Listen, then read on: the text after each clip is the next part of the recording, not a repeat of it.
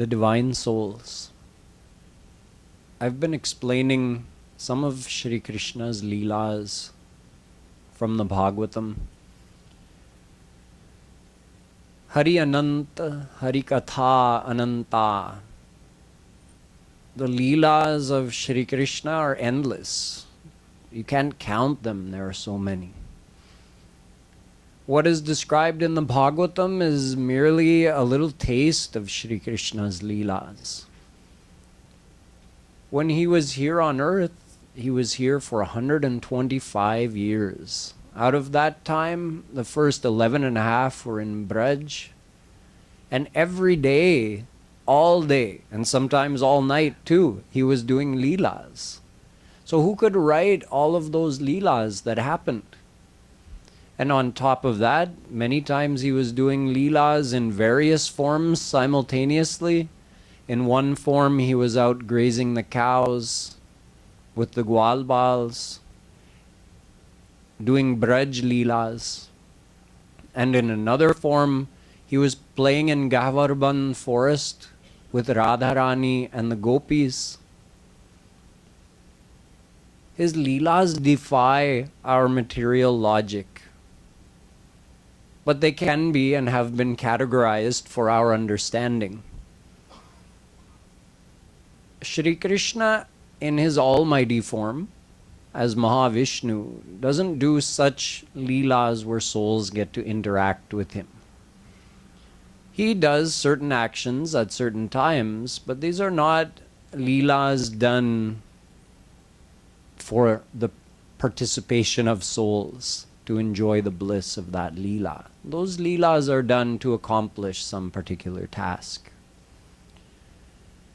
As Ram, he does leelas eternally in Saket Lok.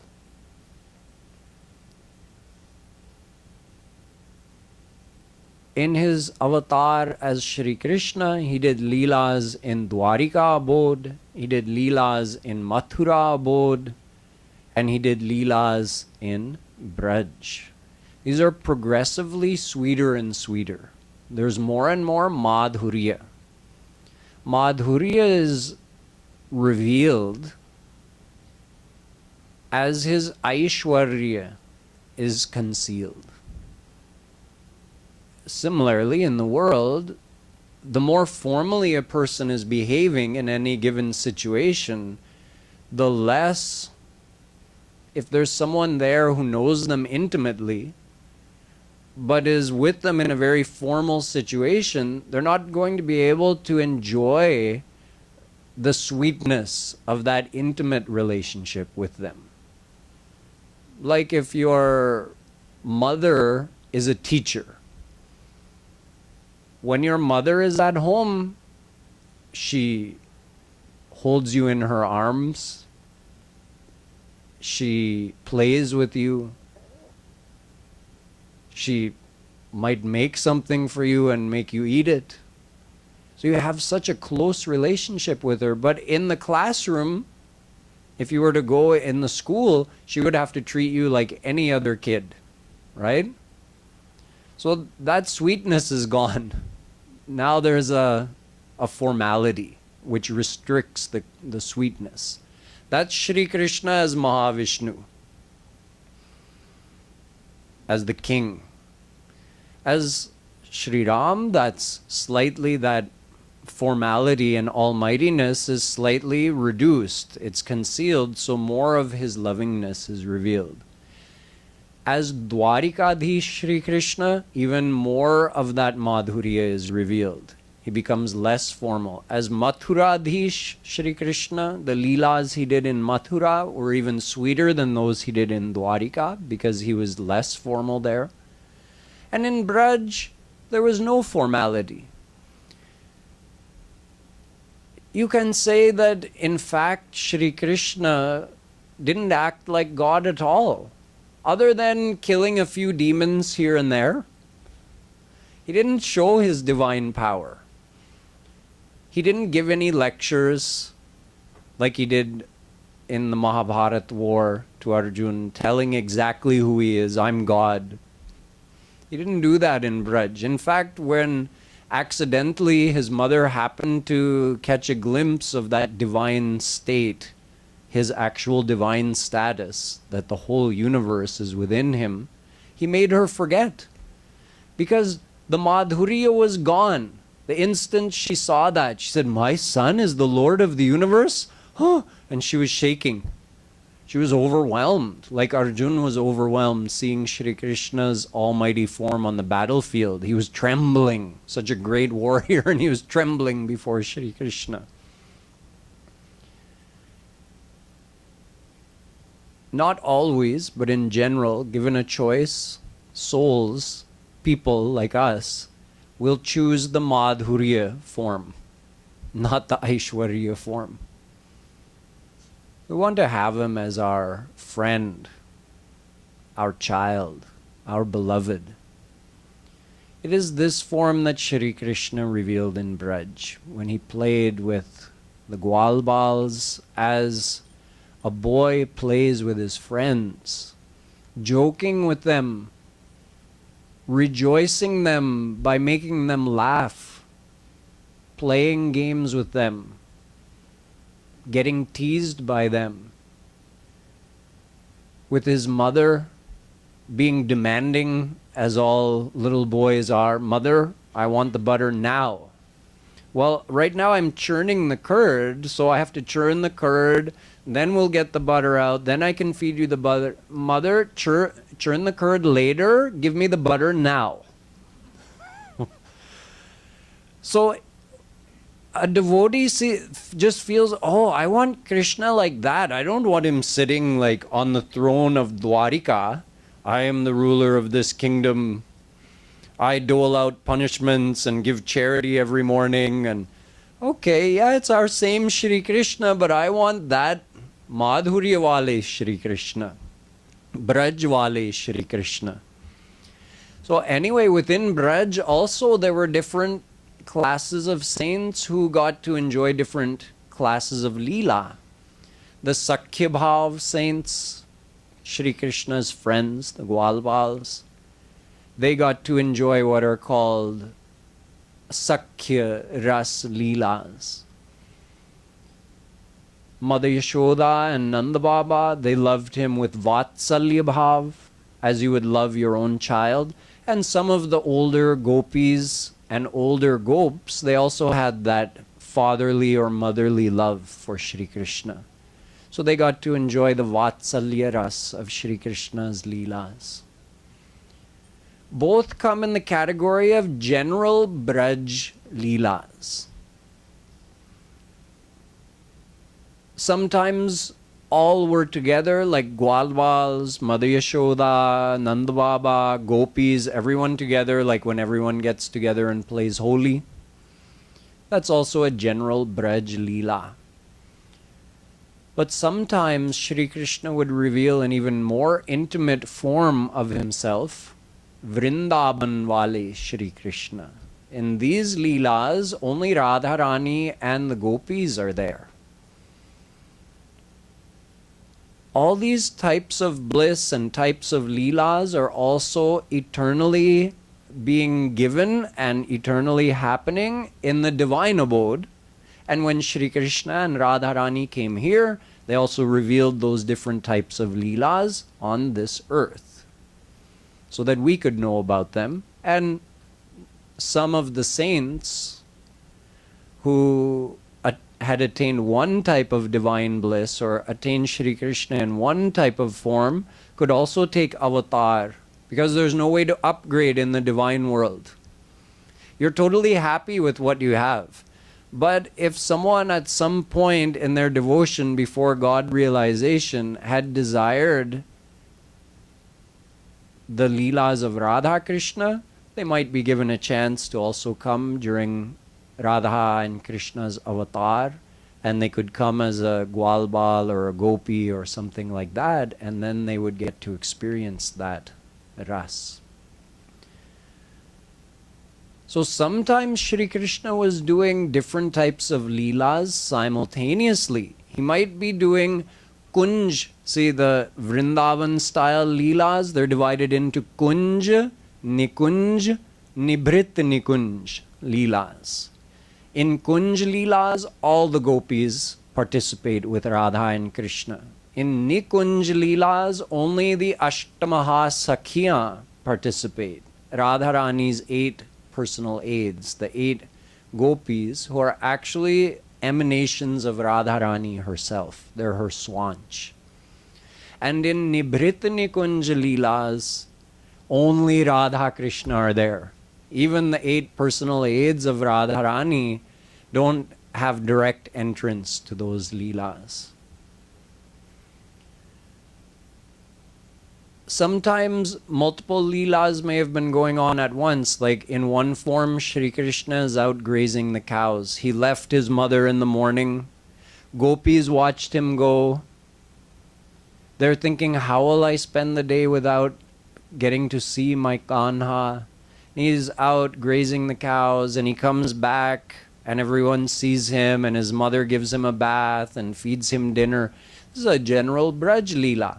But simultaneously, in another form, Shri Krishna has walked to Barsana and met Radha and the gopis in Gavarban, in the wood garden near Radha's palace on Barsana hill.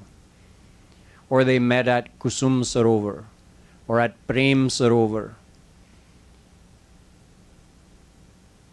What I'm trying to say is the number of leelas is unimaginable. The Bhagwatam just tells a few of these. And out of those, I'm sharing some of them as I've understood them through Jagadguru Shree Kripaluji Maharaj.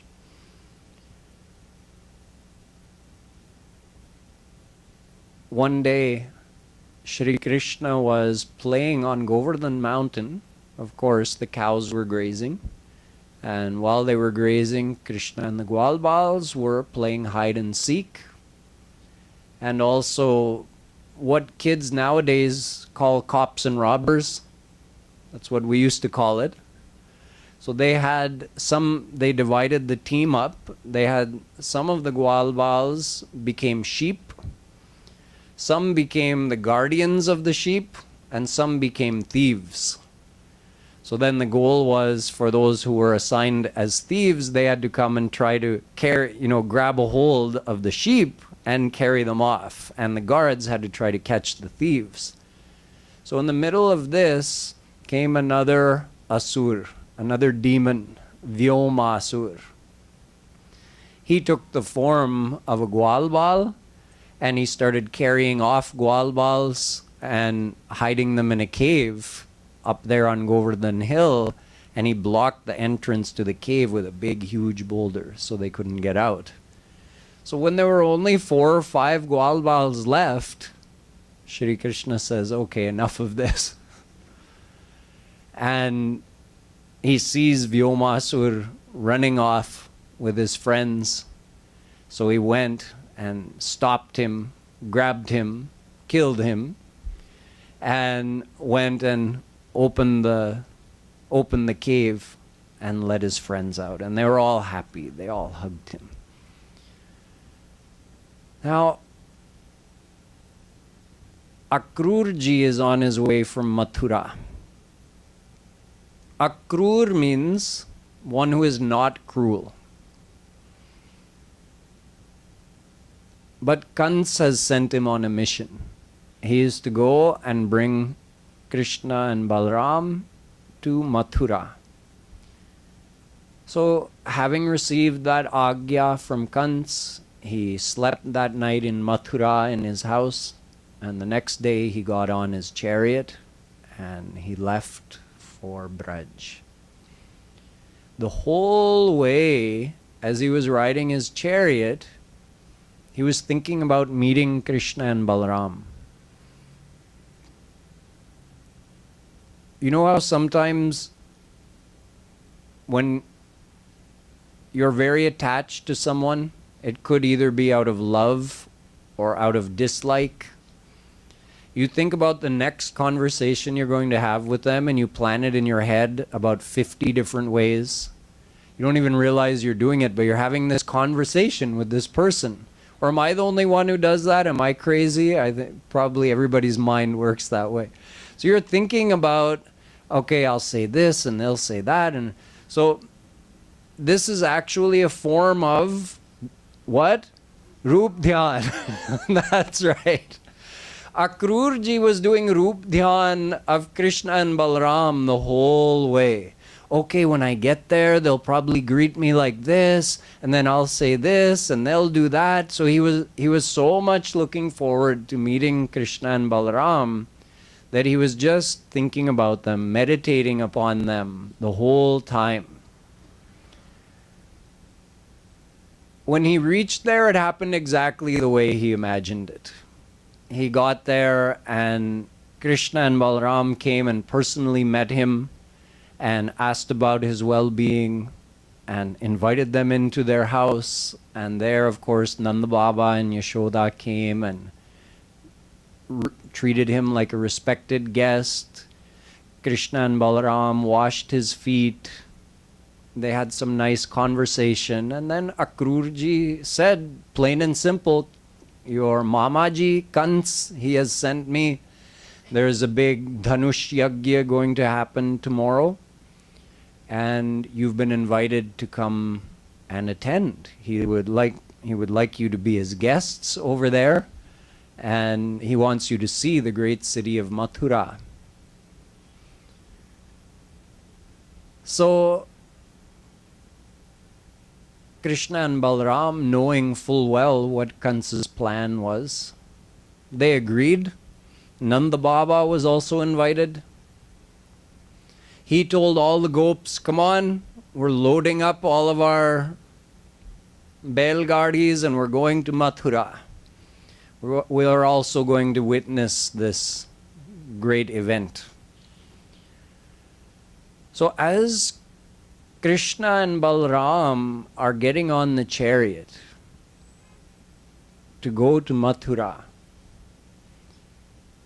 the residents of Braj feel like they're losing the treasure of their life. Although Shree Krishna didn't say to anybody that I'm not coming back, which he didn't. He's only been on the earth for 11.5 years. And he's about to go to Mathura and not return to Braj until the day he leaves the earth. Over 100 years. He's not saying that. He's saying, I'll be right back. I'm just going to Mathura. But they can't bear to see him go. We were just singing, Mero ek prana dhan, Mero hai jivan. Shree Krishna was literally the life of those Brajwasis, gopis, Gwalbals, Mother Yashoda. We have attachment in some people in this world, so we know what it feels like to love. We know what it feels like to be loved. We know what it feels like to miss somebody that we're dearly attached to. God has given us this loving heart so that we would know how to love him. Let me say that again. Shree Krishna has given us a loving heart so we would understand perfectly well how to love him. It's no mystery how to do bhakti. The very same way we love our children, our friends, our spouse, exactly the same way we can love Krishna. Our heart doesn't have to learn any new skill. What gopis and Gwalbals felt in meeting with Shree Krishna and what they felt in separation for Shree Krishna, we can only have a small glimpse, a tiny guess of that, because we know what it feels like to love, and we know what it feels like to be separated from someone we love. But what they felt was many times multiplied from what we experience in the world. You see, when you start to do devotion to Shri Krishna, you start loving him, your heart becomes attached to him a little bit, and then you feel love for him. Then you realize, your mind recognizes, that feeling of love is much deeper and much stronger than anything I experience in this world. It's of a different quality. It's like on a soul level. So imagine, even as you do devotion, that love for Shri Krishna grows stronger and stronger and more powerful and deeper in your heart. Now imagine gopis, Gwalbals, Mother Yashoda, all these Brajwasis, they're divine saints. Their devotion got perfected a long time ago. We're doing devotion. They perfected their devotion. Their love for Shri Krishna, when they were doing devotion like us, they kept doing it all the way until it reached the state of perfection. Siddha Bhakti. Their heart became completely purified and totally joined with Shri Krishna and completely permeated with Shri Krishna's love. So the love they experience in being with Shri Krishna is actually unimaginable for us. We cannot imagine, but we can have a little glimpse through our own devotion, whatever level we've reached to. We have some guess, but multiply that by infinity and you have the love of the Brajwasis for Shri Krishna. When you love someone in this world very dearly and you're separated from them, you just feel like this person you can't live without. They give you so much happiness. They're like a part of your life. The Brajwasis' love for Shri Krishna, when it's infinite times greater than the love we have for any person in this world, then their feeling is not just that Shri Krishna is a part of my life. Shri Krishna is my life. You remember when I described Gopi Geet, and gopis were singing to Shri Krishna, praying to him and saying, we can't live without you. When you're out grazing the cows and you come back and we just have that brief glimpse of you passing by as you return in the afternoon, at that time, because we have eyelids, and we think Brahma made a big mistake by making those eyelids, because those eyelids come in between us and you for a fraction of a second. But that fraction of a second when our eyelid closes, for us feels like a yug. A yug is hundreds of thousands of years. When you're feeling intense pain, time seems to take a lot longer, doesn't it? If you get in a car accident and you have a broken leg, you're waiting for the ambulance to come and get you out of the car and take you to the hospital and give you some painkillers, it might take 10 minutes till they give you the painkiller. But that 10 minutes probably felt like 100 years for you, dealing with that pain. Although the pain of viraha is not a bad pain, it's a sweet pain. It's an enjoyable pain.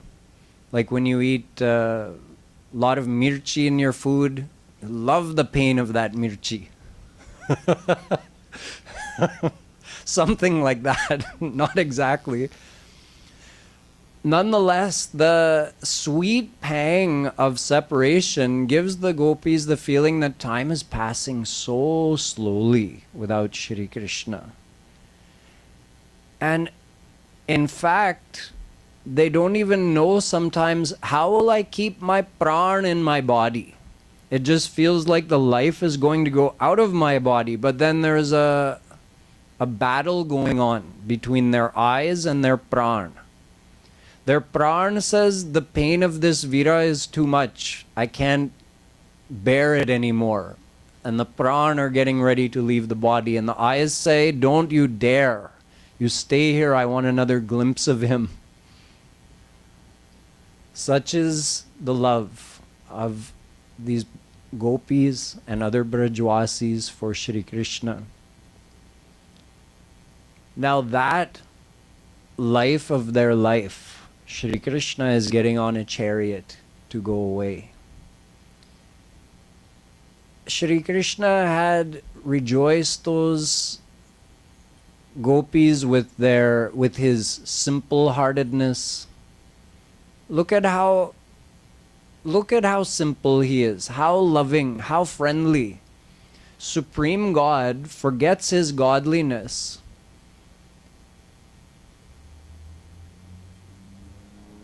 And he's playing with illiterate gwalbals.